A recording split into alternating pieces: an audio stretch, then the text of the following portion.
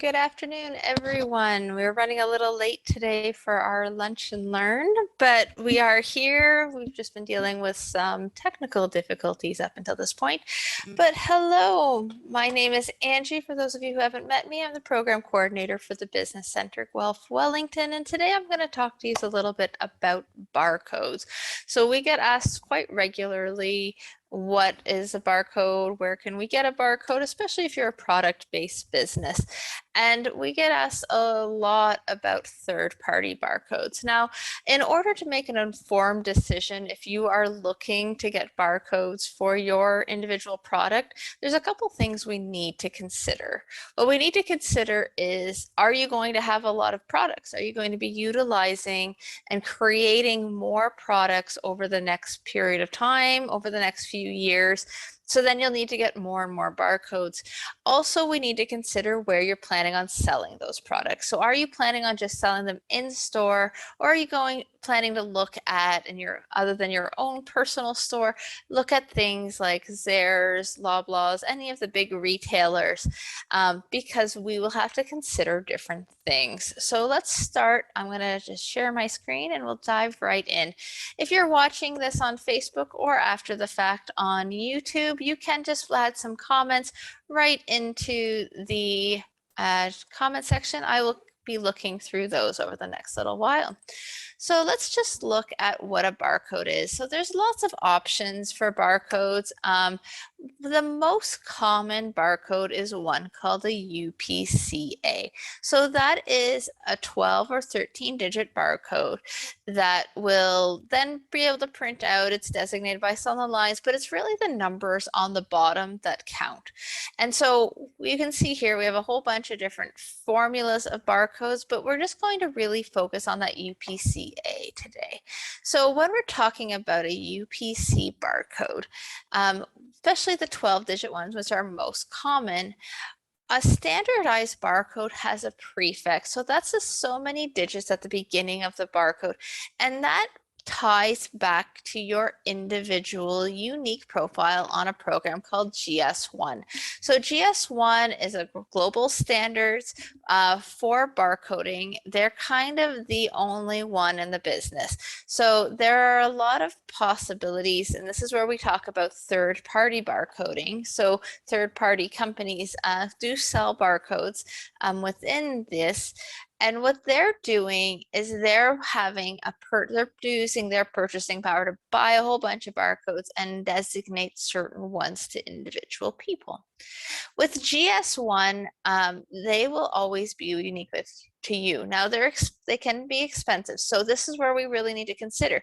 If you are doing a one-off product that you're planning on selling within your own resources, you're not planning on going outside to sell to larger scale companies, wholesaling, things like that, then you might be fine with at least starting off with one of those third-party barcodes.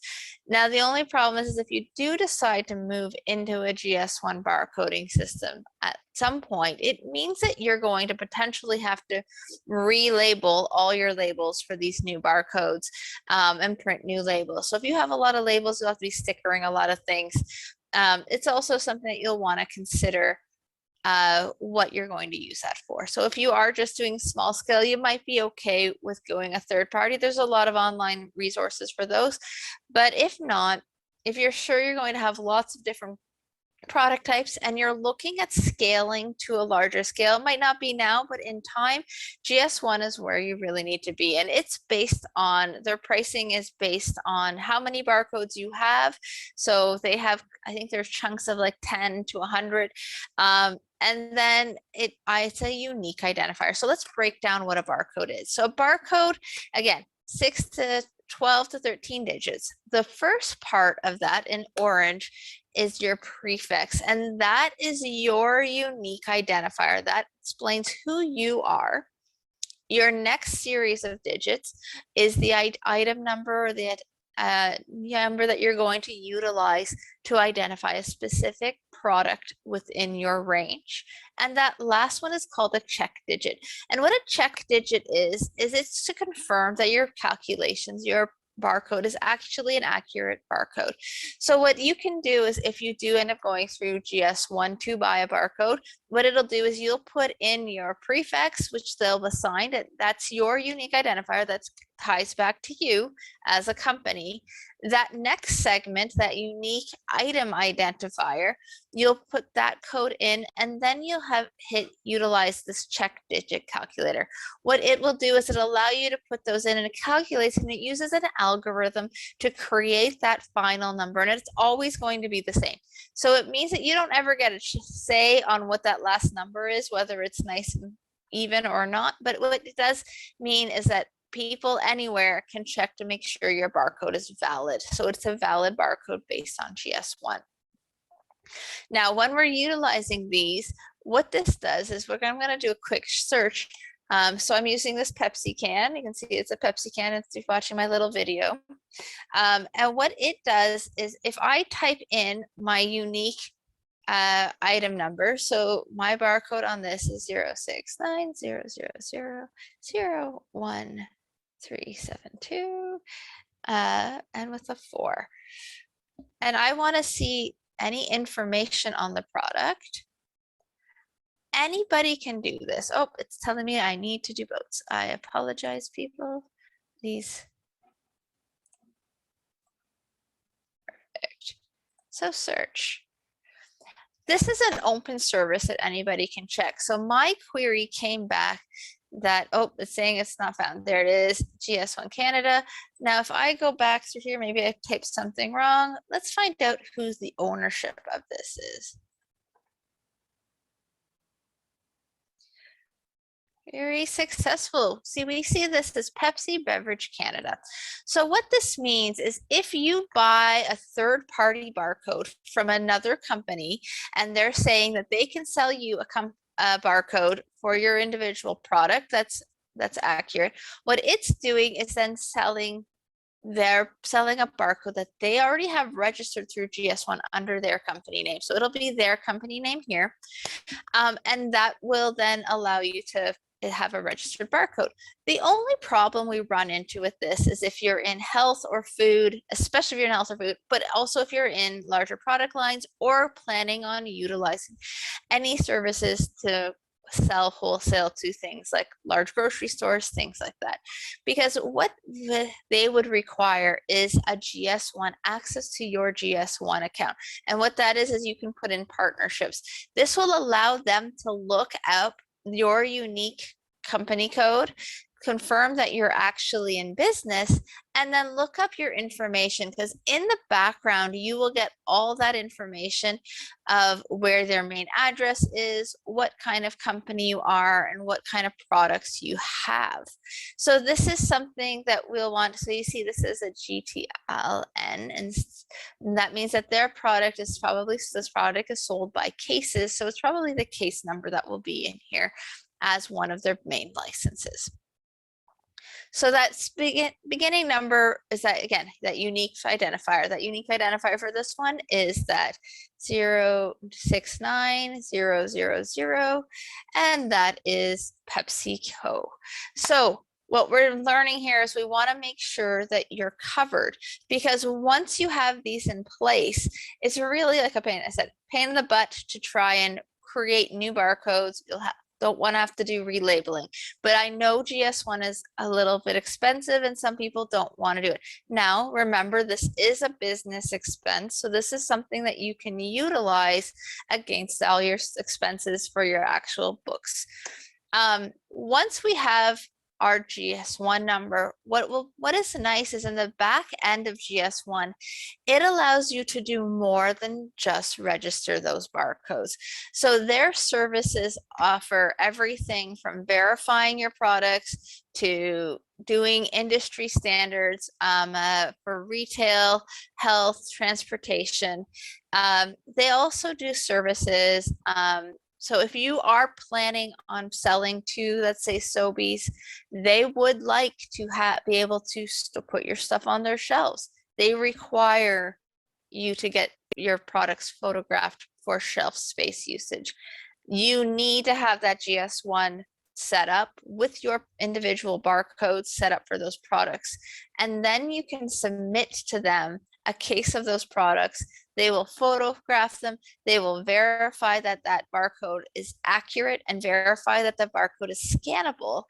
And they'll send all that information. It'll stay in your file, but it means it'll be accessible to anybody you're trying to sell to. So if you are planning on selling on a larger scale, really GS1 is the only way to go. It's the only one out there that does this, and all the large retailers utilize it. So when you have something, even though it is a monopoly, there's not really much we can do. So how we can utilize this is, if you do want, as a smaller business, to start with a barcode from a third-party barcode, you just need to understand that this ownership will not be your name. This ownership will be under that company's name, and the product might not be the same product that you have that barcode. They might have it set up as just a retail product or something else less specific. If you want to have all this information accurate and in the system, then that means that you will need to purchase a GS1 account. You will need to pay those fees for those number of license usage and add in all that barcoding information. Nice thing with that background stuff is there is a lot of information you can put in there. So you can put everything from what is on your nutrition label, to ingredients, to purchasing, to, if you want to put pricing, some people will put pricing or rates. But there is something like, if you printed it off, it would be like 6 sheets of information per product. It will ask you for size, dimensions, weights. And this means that everything is consistent across the board. So that means that all your packaging, everybody who's utilizing this, any bigger retailer who's going to access this information can pull it up, and it'll say, this product is at this size for this rate for this location. Let's try another one. I think I have another company product here. I have a bunch of water bottles. Let's see if I can get this one to work. So 06 03 83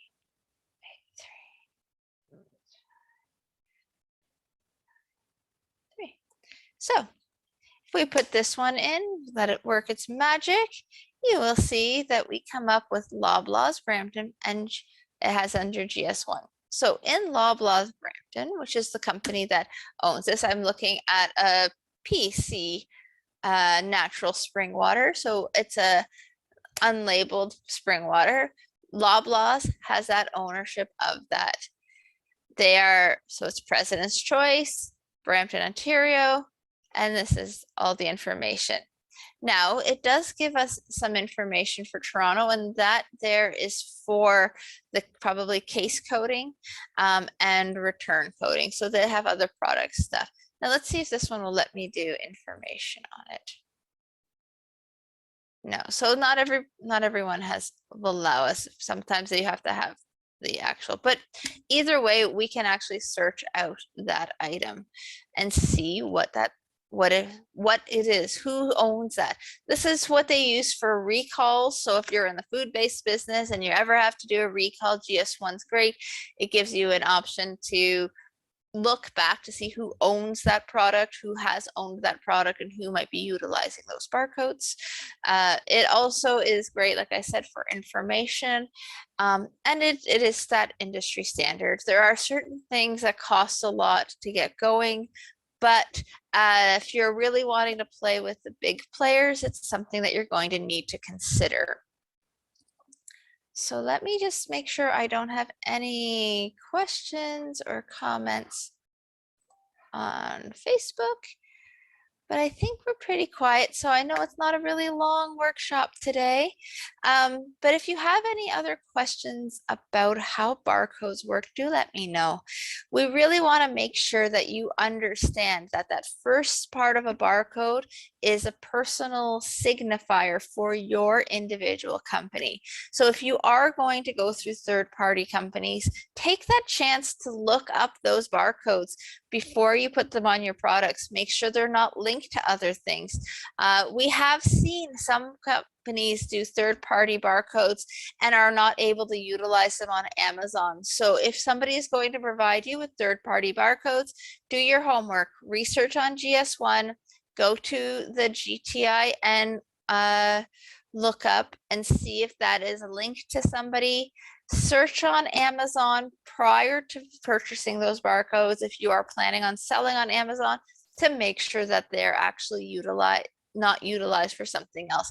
Because what some of those third-party barcoders will do is they'll sell you a barcode and they'll say it's for life, but as soon as you stop paying, they'll give it 6 months and they'll sell it to somebody else. So we don't want you to run into a problem where you're not able to put your products up on whatever selling site you're going to do, or at whatever retailer you're looking for. There is also options sometimes of using distributors. Some distributors will create barcodes for their clients. This is something to look into if you are using distributors or large scale wholesaling, or wholesaling on a smaller scale. This might be a good way to get going. Distributors can cost you quite a bit of money, but they're doing your sales for you, or they're supposed to.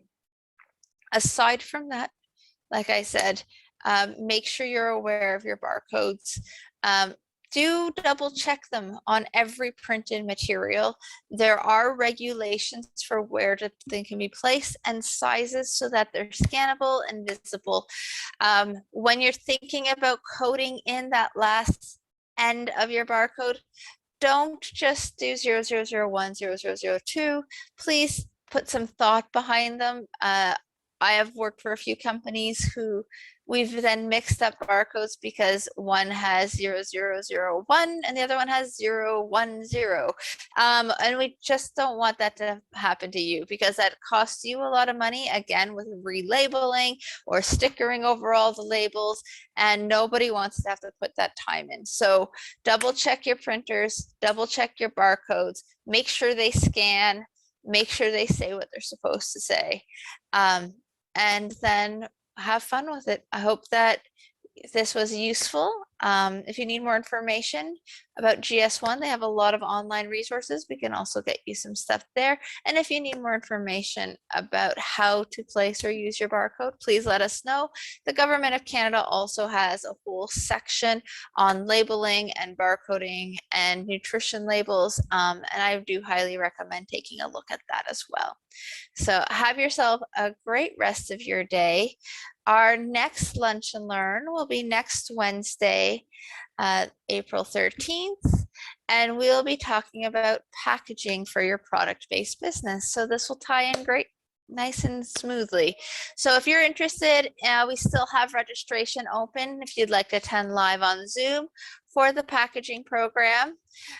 If you don't want to attend live on Zoom, you can also watch it live on Facebook. Afterwards, the recording will be available there on Facebook for you to watch live. It'll also be available on YouTube within 48 hours. I try. Sometimes I'm a week behind. I apologize. So hopefully we have a great week, and we'll see you all again soon.